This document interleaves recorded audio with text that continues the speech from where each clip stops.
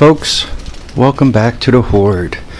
Today is, we should just call today Sandy, but today is the 29th, Monday, 54 degrees. It's about 11:30.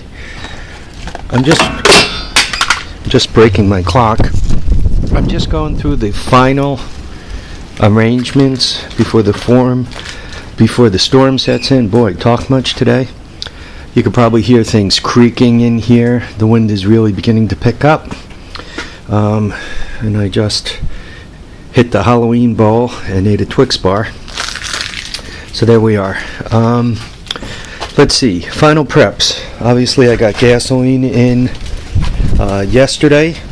This morning, I filled up my truck. Actually, I got the gasoline on Saturday.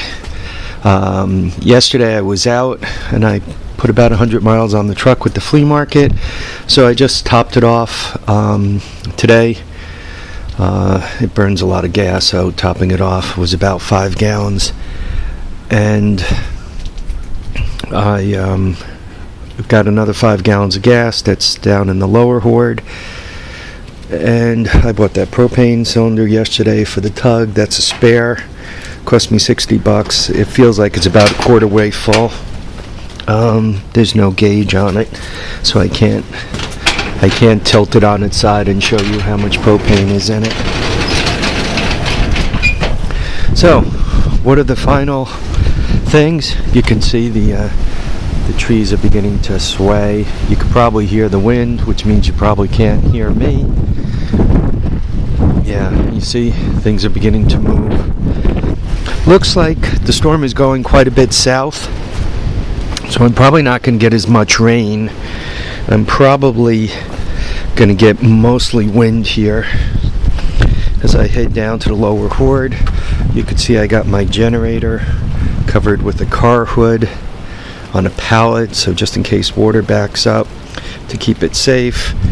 You can see extension cords all set up, ready to go. Now to get through here without getting killed. Oh, there we are. Look at that. Didn't even tear my pants. So, the final arrangements. This is tied on here. Generator's covered. This way I could run it. It's up against the house, so it's semi-sheltered. Once again, extension cords ready to go. I got the sump plugged in, ran the line out just in case the water backs up. You can see it goes out in front of the Suzuki there, so that's ready to go. How do I know there's electricity to the pump? Well, I like these extension cords with the ends that light up. I don't know, can you see that? See the nice glow in the dark end there? Leave the wrapper here. Mice will probably discover it. And excuse me while I change hands and do bad camera action. You could kind of see that hole down there. That's the sump. I checked the pump to make sure she's all ready to go. So pump's ready. That green container there is 5 gallons of gas. So both generators are full. With both generators full, they go probably about 12 hours each. And then I have another 20 gallons of gas. They burn about a half gallon an hour. So what is that, about 60? The 20 gallons will get me 40, plus they're both full, which is 10 and 10. So I get about 60 hours of run time. I do not run the generators continuously. I'll only run them as needed, which is, you know, about half time or a quarter time.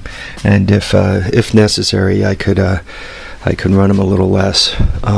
As I'm walking about, I have one of these in my pocket. Not that I expect the power to go out until later tonight, but with this in my pocket, should I need to poke around the basement or garage or anywhere I need to go, I'm all set. So once again, that's plugged in. There's some extension cords and more extension cords. I'm more or less all ready to go. Oh, I was for one of you guys out there, and you'll know exactly who it is. You know, sometimes, just sometimes, you know, it's just, you gotta stop, you gotta relax, and you gotta eat a Twinkie. So if things get too pressuresome, you get to relax a little bit. Anyhow, other preps, I had a friend by this morning who was having trouble with her propane stove. She lost the O-ring, so it was leaking gas, and she was afraid of blowing herself up. So what I did was I went through my hoard of O-rings and gave her an O-ring to fix up her stove. Once again, you can see my generator is ready.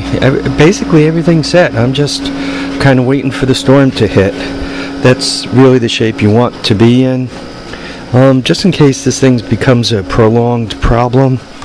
And, you know, my well is nowhere near where it should get contaminated.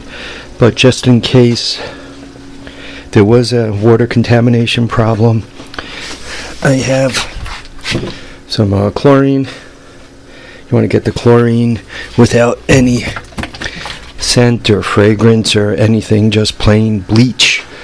You know, a couple of drops per gallon really fixes things up. I have all the batteries here. I'm just topping them out. You can see this pack here. You know, I don't know, can you see it? The green light's on. This one is charged too. You can see the light blinking on that guy, meaning it's charged. Whatever battery it's saying. You know, this is at 1 amp. That one's at 1 amp. So I'm just topping off the batteries. Not that I'm really gonna need them. I do have inverters. I keep them over here on the shelf. Another quick trick, be able to find your inverters. And right here, my inverters. So they're ready to go. Oh, and one big surprise. You know how I keep both my generators on the right hand side of the garage and the right hand garage, so to speak? Well, the right hand garage open and closes with an electric garage door opener, and to open and close it without an electric garage door opener, one needs to pull that rope there. You can see the rope that's down. Here, let me zoom in on it. See that rope? You got to pull it to unlatch it. Well, it's kind of hard to pull from here to climb all the way over there and pull it, and at the same time lift the garage door. So whatever preps you're making for this storm, like, be able to obtain them. Like, a generator is a wonderful thing, but not if it's at your friend's house or if it's down in your basement and you're not strong enough to carry it upstairs, eh? And you really don't want to run it in your basement because you'll gas yourself.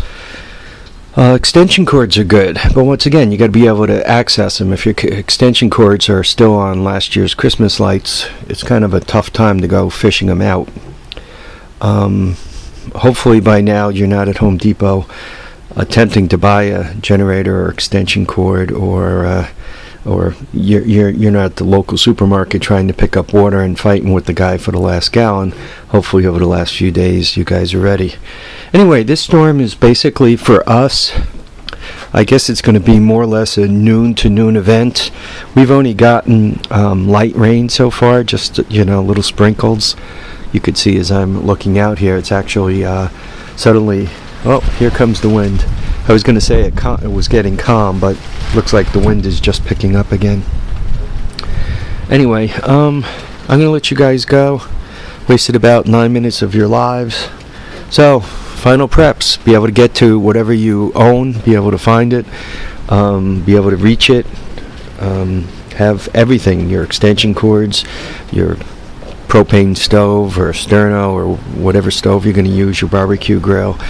By now you should have things tied down, depending how much wind you're going to get.